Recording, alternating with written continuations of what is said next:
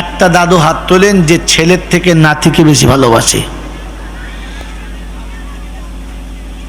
তুমি দাদু হয়েছ? তুমি হাত তুললে? পশ্চিম বাংলায় একটা বলেন, ওই পিছনে এক বাপ হাত তুলেছে, আর এখানে একজন কি হাত তুললো? তোলা হাত তোলো। বলেন বুঝে তুলেছেন না না বুঝে?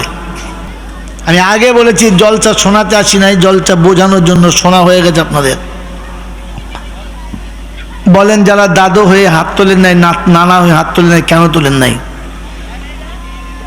বলেন পশ্চিমবাংলায় একটা দাদুর নাম বলেন যে বুঝে নাতি পোতাকে ভালোবাসে। বলেন এবারে সত্যটা বলে দিচ্ছি, বলে দেবো? হ্যাঁ না বলে দেবো? বাপ বেঁচে থাকতে থাকতে যদি বেটা মরে যায়, তো সেই বেটা যে মারা গেছে তার ছেলেরা দাদুর সম্পত্তিতে, পৈতৃক সম্পত্তিতে ভাগ পাবে? পাবে না। কেন? বাপ থাকতে বেটা মরে গেলে ওই সম্পত্তিতে তার ওয়ারিসানরা কিচ্ছু পাবে? জোরে বলেন পাবে? জোরে বলেন সকলে পাবে? ভাই কেন? এটা যদি বলতে পারেন, মাই চ্যালেঞ্জ, এখানে বসে আপনাকে 30,000 টাকা থুতু দিয়ে গুনে দিয়ে চলে যাব। আরে তুমি তো ছোট ছেলে, তোমার দেশের মৌলবীর 95টা মৌলবীকে বললে না মাথার চুল ছিঁড়ে ফেলবে, তাহলে বার করতে পারবো না। বলেন বাপ বেঁচে থাকতে থাকতে যদি ছেলে মারা যায়, তো তার ছেলেরা এই সম্পত্তিতে ভাগ পাবে না, এটা ফাইনাল, সবাই জানি। কিন্তু কেন জানেন? জানেন? খালি জলসা শোনেন, উদুম কোম্পানি মদিনার বাগানের গল্প একটা বলবো গো বাবা, ও বাবা রাগো, তখন সারা আপনার ফেরিওয়ালা আমার পাড়ার মোড়ের মাথায় ফেরিওয়ালা ঢুকেছে, কোরআন কিচ্ছু বোঝে না।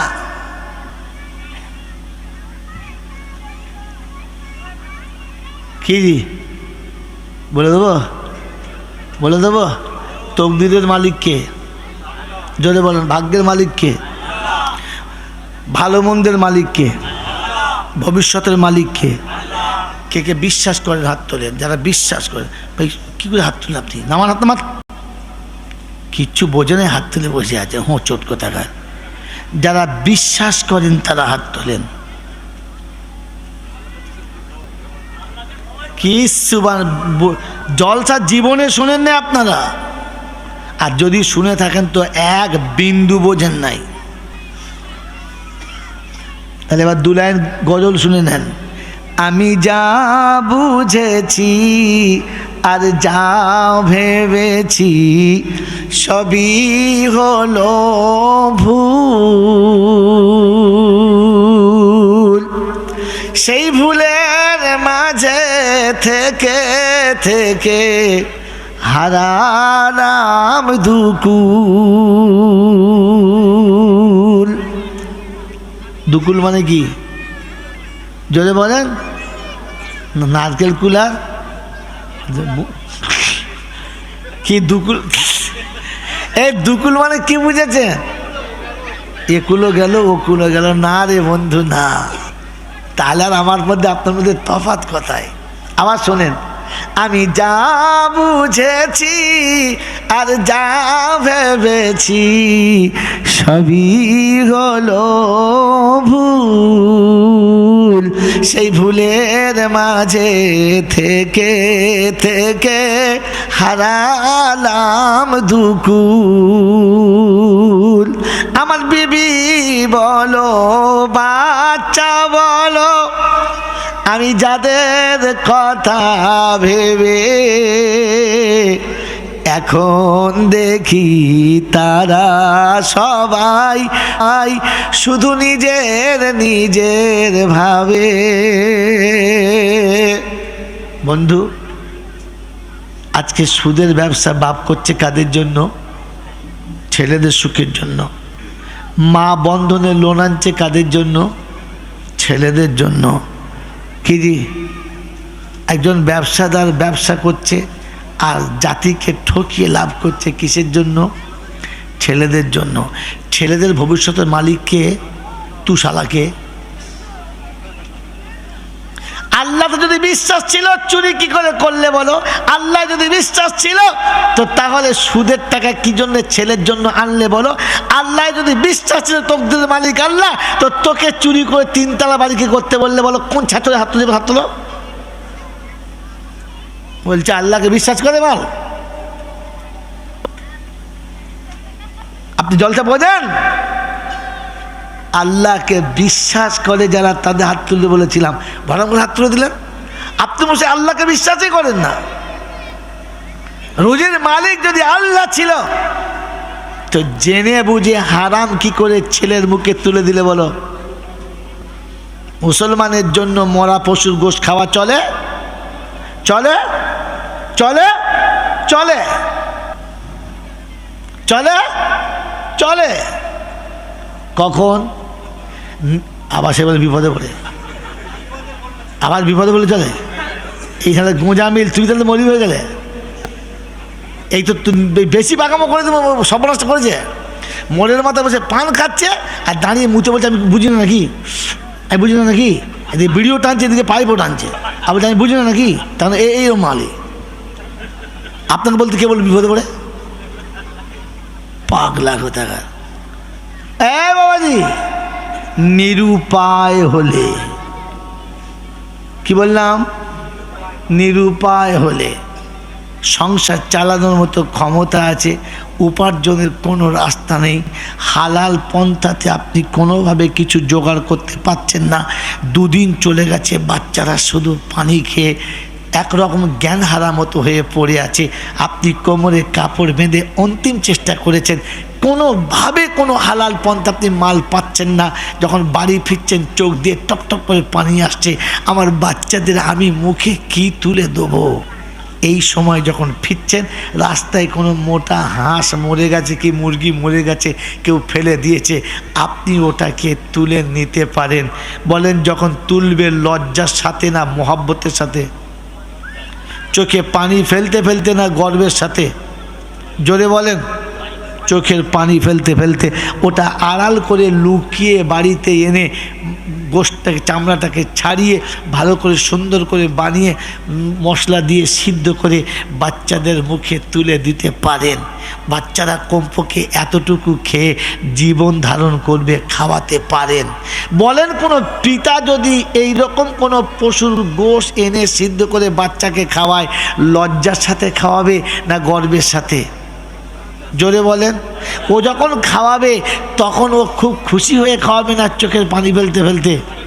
বলেন মুসলমানের ছেলে কোন কোন দুঃখে আর কোন অভিশাপে যারা বন্ধনের লোন নেয় ওরা দুঃখের সাথে না খুশির সাথে?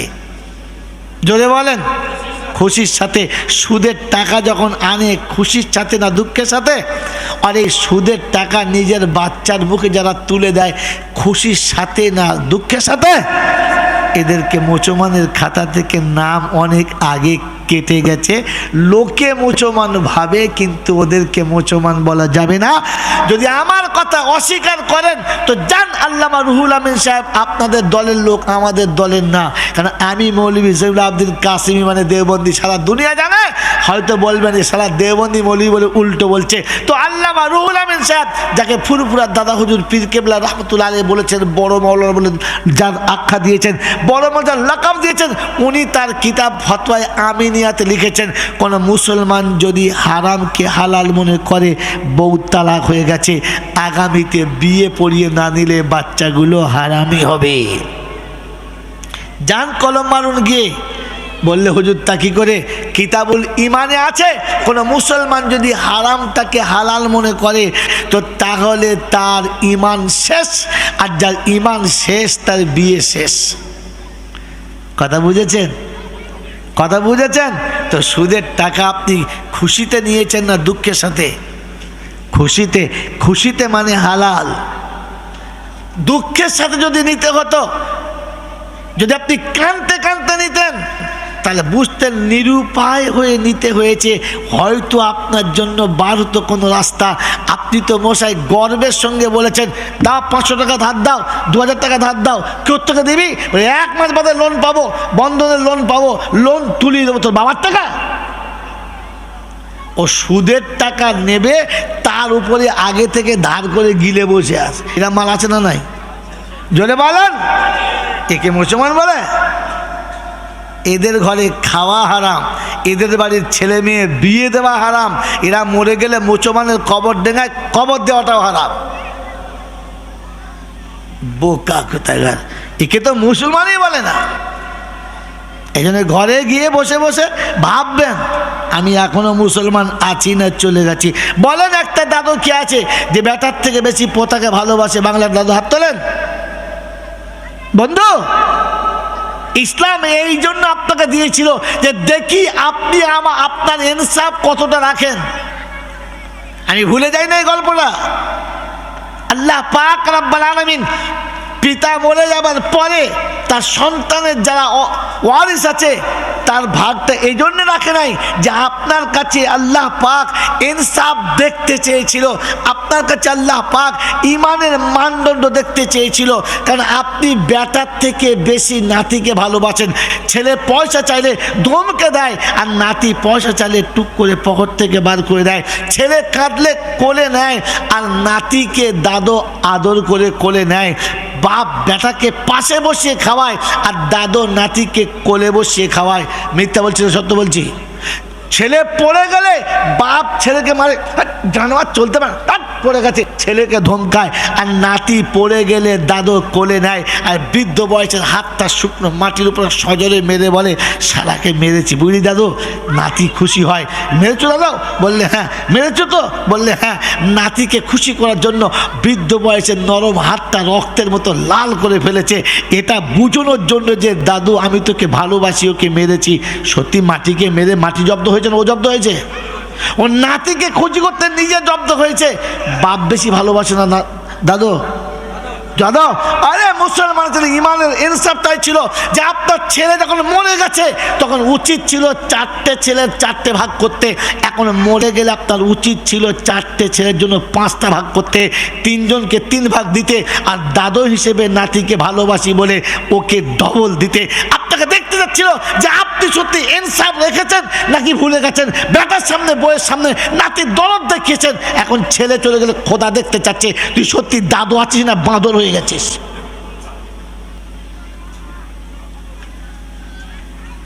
মেরে মোহতরম দোস্তর বুজুর্গ, একটা ট্যাবলেট, পরের ট্যাবলেট শুনে নেন। যখন ভাই মারা গেছে তো ভাইয়ের ওই ছোট্ট বাচ্চা দুটো এখন এতিম না মালদার? জোরে বলেন। এতিম। যখন দেখছেন যে ভাই মারা গেছে আর বিধবা বউটা নিরুপায় হয়ে কাঁদছে, উপার্জনের কোনো রাস্তা নেই, ওই সময় কোনো ভাই যখন তাকে সাথ দিচ্ছে না, তখন শ্বশুর বুড়ো বয়সে বলতে বাধ্য হয়েছে মা কি করব বল, ছেলেকেও সাথ দিচ্ছে না, আর আমি বুড়ো হয়ে গেছি, আমিও তোকে নিয়ে চালাতে পারছি না। তো মেয়েটি তখন নিরুপায় হয়ে চোখের পানিতে বুক ভাসিয়েছে, অজরে কেঁদে সকালবেলা উঠে বাচ্চা দুটোকে ভালো করে ধুয়ে মুছে পরিষ্কার করে কাপড় জামা পরিয়েছে। তো ছেলেরা জিজ্ঞাসা করছে মা কোথায় যাবি? বলে চল যেদিকে হোক একদিকে যাবো, তোর দাদু দাদির চোখের পানি আমি দেখতে পাচ্ছি না, চল এখান থেকে চলে যাই। মা কবে আসবি? ছোট ছেলে তো, আমার কবে আসবি? বলছে আর কোনোদিন এখানে আসবো না, যা তোর বড় আব্বাকে বলে আয়, তোর চাচাদের সঙ্গে দেখা করে আয়, আমার যাওয়ার মুখ নেই, তোরা যা। ছোট বাচ্চা দুটো ছুটে এসে তোমার দরজার কাছে দাঁড়িয়ে বলেছে বড় আব্বা আমরা চলে যাচ্ছি, বড় আব্বা আমরা চলে যাচ্ছি। মা বলছে আর কোনোদিন এখানে নিয়ে আসবে না। বড় আব্বা গো আমরা চলে যাচ্ছি, তুমি দেখা করবে না? ঘরের ভিতর থেকে আরেক ডাইনি বলেছে পাপ বিদায় হচ্ছে, তুমি বেরিও না। ওই মুসলমানের ছেলে, তোমার বিবেক তোমাকে রক্ত তোমাকে বাধা দিল না? যে আজ আমার কলিজার টুকরো সন্তান, আজ ভাই চলে গেছে, ভাই আমাকে বড় আব্বা বলে ডেকেছে। বন্ধু, আপনার রক্তে ইমানের গন্ধ কই? যে মাসুম যখন আপনাকে বড় বলে ডেকেছিল তখন ছুটে এসে ফাঁকে বার হয়ে কোলে নিয়ে গলায় গালে চুমো খেয়ে বলতে পারলেন না যে ভাই আমার মরে গেছে, তোদের বাপ মরে নাই। তোদের বাপ মরে গেলে তুই আমাকে বড় আব্বা কেন বললি? তোর বাপ মরেছে, বড় আব্বা মরে নাই, তাই আজ থেকে তুই আমার কাছে থাকবি। এতিমকে কোলে নিতে পারলেন না? আপনার ঘরের এতিম চলে যাচ্ছে, রমজান মাসে 40টা কাপড় কিনে এতিম দান করছেন, কুত্তা কোথাকার, ওই মালদার কুত্তা, 40টা কাপড় কিনে গোটা পাড়া বিলুচ্ছেন। আপনার ভাইফোঁটা যে নিরুপায় হয়ে আপনাকে বড় আব্বা বলতে বলতে চলে গেল, ফাঁকে বার হয়ে মুখটা দেখালে না? তুমি মানুষ? তোমাকে মানুষের খাতায় ফেলা যায়? মুসলমানের ছেলে মা কেঁদে ছেলের হাত ধরে বলেছে, যা তো ছোট আব্বার সঙ্গে দেখা করে আয়। কারণ সারা জীবন ভাবির কাছে দেওরের একটা আবদার ছিল, যখন যা বলেছে শুনেছে, যখন যা চেয়েছে তাই দিয়েছে। ছোট ভাই বলে পাগল ছিল, আর বাচ্চাটাকে দেওরের কোলে চাপিয়ে দিত। আরও ছোট আব্বা বলে ছুটে গেলে কাঁধে নিয়ে পাড়ার দোকানে চায়ের দিকে ঘুরতো। আজ মনে পড়ছে ছোট আব্বার কথা, ছুটে চলে গেছে, কচি আব্বু, মনে হচ্ছে যেন বধির হয়ে গেছে, কালা হয়ে গেছে, আর কানে শুনতে পায় না। কাঞ্চার বলছে, ছোট আব্বু, মা না আমাদেরকে নিয়ে চলে যাচ্ছে, আর কোনোদিন নাকি আসবে না। বলো না তুমি আমাকে তোমাদের বাড়িতে, তোমার হাত ধরে বেড়াতে নিয়ে যাবে না? বলো না ছোট আব্বু, বলো না নিয়ে যাবে না? মা না মিথ্যা কথা বলছে, আমাকে নাকি আর তুমি কোনোদিন এখানে নিয়ে আসবে না। আমার বন্ধু, আমার আল্লাহওয়ালা ভাইরা, যে বাচ্চারা তোমাকে ছোট আব্বা বলে টুকরে কাঁদছিল, একবার ফাঁকে বার হয়ে বাচ্চাটাকে কোলে নিতে পারলেন না? আমার বন্ধুরা, আমার আল্লাহওয়ালা ভাইরা, আল্লাহ পাকের পেয়ারা নবী শোনাচ্ছেন, ওই এতিমকে তুমি কোলে নিলে আমি নবী আমাকে কোলে নেওয়ার সওয়াব পেতে আমি নবী সব থেকে খুশি হতাম, আমার আল্লাহ সব থেকে বেশি খুশি হতো। ওই মুসলমানের ছেলে এতিমকে এই জন্যে বাদ দিয়েছে, দাদু মোহাব্বতে ডবল দেবে, আর চাচারা সন্তানের মতো ভালোবেসে সন্তানের মতো কাছে রেখে মানুষ করবে। এটা আল্লাহ পাক শুনিয়েছে। বাপের সম্পত্তির ভাগ বাদ দে, এখন ইনসাফের ভাগ তোর কাছে চাচ্ছে, এখন ইনসাফ তোর কাছে ভিক্ষা চাইছে, এখন মানবতা তোর কাছে ভিক্ষা চাইছে, এখন করুণ তোর কাছে ভিক্ষা চাইছে। বল তোর নাতি তোকে যাবার সময় বলে যাচ্ছে, দাদু গো চলে যাচ্ছি। তুমি দাদু হয়েছো না? তোমার লজ্জা করে নাই? ছেলেদের ভাগ দিতে গেছো, একদিন ছেলেকে না দিয়ে পাতে থেকে মোটা মাছটা তুলে নাতিকে খাওয়াতে, নিজের পাতে থেকে জীবনে কোনদিন ছেলেকে খাওয়া নাই, নাতিকে বসিয়ে কলিজাটা তুলে নাতিকে খাওয়াতে, আজ সেই নাতি যাবার সময় কাঁদতে কাঁদতে যাচ্ছে, আর তুমি চুপ করে বসে মুখটা ঘুরিয়ে নিয়েছো যে পাপ বিদায় হচ্ছে। তুমি মানুষ? তোমাকে তো গরু বললে, গরু শুনলে হার্ট ফেল করে মরে যাবে। তোমার নামটা কুত্তার খাতায় তুলে দিলে কুত্তা বুঝতে পারলে হার্ট ফেল করে মরে যাবে। আমার বন্ধুরা, আমার আল্লাহওয়ালা ভাইরা, আমার সোনামণি মায়েরা বোনেরা, আমার জ্ঞানজন সুধী মশা, এই জন্যে ইসলাম বলেছে যে বাপ থাকতে বেটা মরে গেলে নাতিরা ভাগ পাবে না, কারণ ওকে ভাগ দিলে কম দেওয়া হবে, ইনসাফ ওকে বেশি দেবে।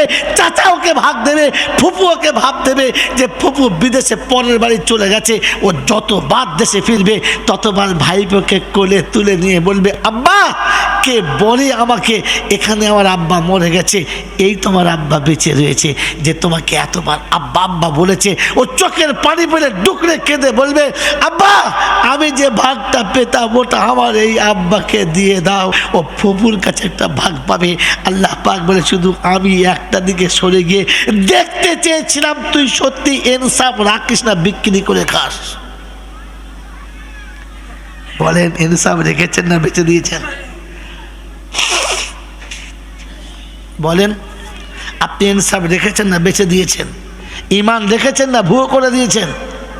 মেরে মোহতরম দোস্তর বুজুর্গ, এই জন্য আমি অন্য মাটি ঘুরিয়ে চাষ দিচ্ছিলাম যে বলেন না বাপ বেটাকে বেশি ভালোবাসে না দাদু তার পোতাকে বেশি ভালোবাসে।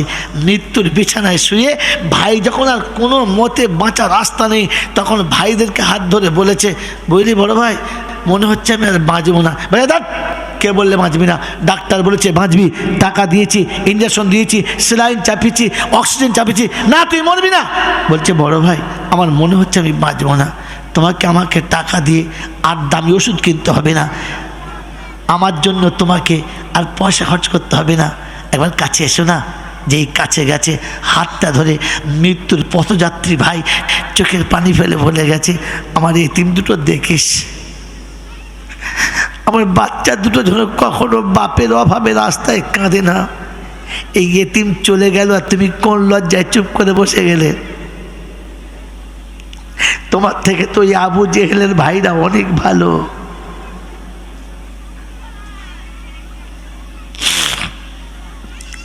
বাবাজিরা, মৃত্যুর বিছানায় শুয়ে বড় ভাই তার ছোট ভাইয়ের হাত ধরে বলে গেছে, কচি তোর ভাবিকে দেখিস, কচিটাকে দেখিস, মনে হচ্ছে আমি আর বাঁচবো না। ছোট ভাই সেদিন বলেছে যে না বড় ভাই ওটা ভুল বলছো। বললেন না রে, আমি বুঝতে পারছি মনে হয় বাঁচবো না। এই মৃত্যুর বিছানায় শুয়ে যে ভাইয়ের হাত ধরে বলে গেছে, বলো তোমার মৃত্যুর পরে ভাইয়ের কথা মনে ছিল? মনে ছিল? বিশ্বনবী জনাবে মুহাম্মদুর রাসূলুল্লাহ সাল্লাল্লাহু তাআলা আলাইহি ওয়াসাল্লামকে আব্দুল মুত্তালিব বিছানায় শুয়ে শুয়ে ছেলেদেরকে ডাকলেন আর আবু তালেবকে বললেন, আবু তালেব আমার তোর ওপর একটু আস্থা বেশি, বিশ্বাস বেশি, তাই আমি আমার এতিমটাকে তোর হাতে দিয়ে যাচ্ছি, তোর হাতে দিয়ে যাচ্ছি। তুই যেন কখনো কাঁদাস না, তুই যেন বাপের অভাব বুঝতে দিস না। বলেছিলেন আব্বা কথা দিচ্ছি আপনার সাথে এতিমকে কখনো বাপের অভাব বুঝতে দেবো না। মেরে মহতম দোস্তর বুজুর্গ, যতদিন আবু তালেব বেঁচে ছিলেন মক্কায় কোনো মায়ের লালের হিম্মত ছিল না যে মুহাম্মাদুর রাসূলুল্লাহর গায়েতে চুলের আঁচড় দেবে। আঙুল তুলে দেখালে হাত ফিরে যেত, আঙুলটা ফিরে যেত না। আমার বন্ধুরা, আমার আল্লাহওয়ালা ভাইরা, আমার জ্ঞানীজনরা, বুদ্ধিজীবীরা লক্ষ লক্ষ টাকা নষ্ট করেছে, কোনোদিন ভাইপোকে কষ্ট দেয় নাই।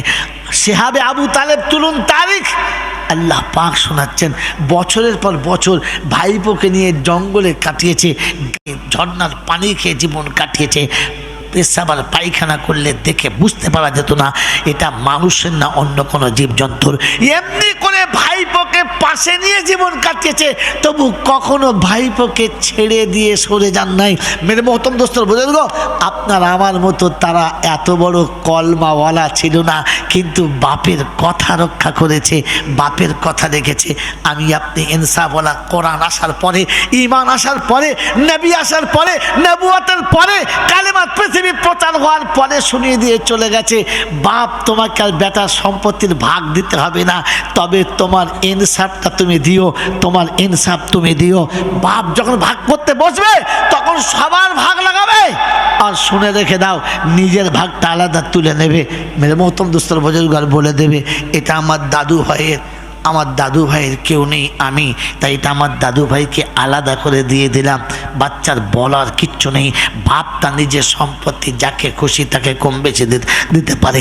মেরে মহতম দোস্তর বুজুর্গ, আমার আল্লাহওয়ালা ভাইয়েরা, জ্ঞানীজনরা, সুধী মানুষরা, আজকে জলসায় বসে প্রতিজ্ঞা নিয়ে যান যে আমি দাদু হয়ে কবরে যাব, আমি সত্যিকারের চাচা হয়ে কবরে যাব, ইমানওয়ালা হয়ে কবরে যাব। মনে থাকবে ইনশাল্লাহ? মনে থাকবে ইনশাল্লাহ? তাই আজকে শুনিয়ে দিয়ে চলে গেলাম। মেরে মহতম দোস্তর বুজুর্গ, মানুষ কখনো জাহান্নামে যাবে না, আর জানোয়ার জান্নাতে যাওয়ার যোগ্য না। এটা দেওয়ালে লিখে রাখবেন আর নিচে লিখবেন আমি কে, মানে আমাকে ওই সাথে মিলিয়ে দেখবেন যে আমি মানুষের খাতায় পড়ি না, বাদ পড়ে যাই। মেরে মহতম দোস্তর বুজুর্গ, আমার আল্লাহওয়ালা ভাইরা, জ্ঞানীজনরা, সুধী মানুষরা, আমার সোনামণি মায়েরা বোনেরা, অনেকে আমার জন্য একটা কথা তুলে থাকে, যার আগের মতো কোরআন শরীফ শোনায় না। কি বলেন, এতক্ষণ তো কোরআন শরীফ শোনালাম, চরিত্র পাল্টাবে কি পাল্টাবে না? পাল্টাবে? পাল্টাবে? বলেন আমার আপনার চালচলন পাল্টাবে? পাল্টাবে? তো মেরে মহতম দোস্তর বুজুর্গ, এটা ভুল ধারণা প্রমাণ করে দিয়ে যাচ্ছি, শুনে রেখে দেন। আমি এই জন্য কোরআন শরীফ বলা বেশি বন্ধ করেছি, জাতিকে বোঝাতে চাচ্ছি যে আপনি কোরআন কোথায় কাজে লাগাবেন এটা শেখেন, শুধু কোরআন শুনে চলে যাবেন না। আমার বন্ধুরা, আমার আল্লাহওয়ালা ভাইরা, জ্ঞানীজনরা, সুধী মানুষরা, যদি ভালো আলেমের কাছে বক্তৃতা শুনলে জীবন পাল্টায়, যদি ভালো পীরের পাশে বসে থাকলে জীবন পাল্টায়, যদি ভালো ওলির সামনে বসে জীবন পাল্টায়, তাহলে আপনাকে আমার একটা প্রশ্নের উত্তর দিতে হবে, তাহলে আমি আপনার কথায় একমত হব, তার আগে না। কারণ ইসলাম শুনিয়েছে উদ্ভট অযৌক্তিক কথাকে বিশ্বাস করবে না, আগে তুমি থিওরি সামনে রেখে সত্য যাচাই করবে। মনে থাকবেন ইনশাআল্লাহ।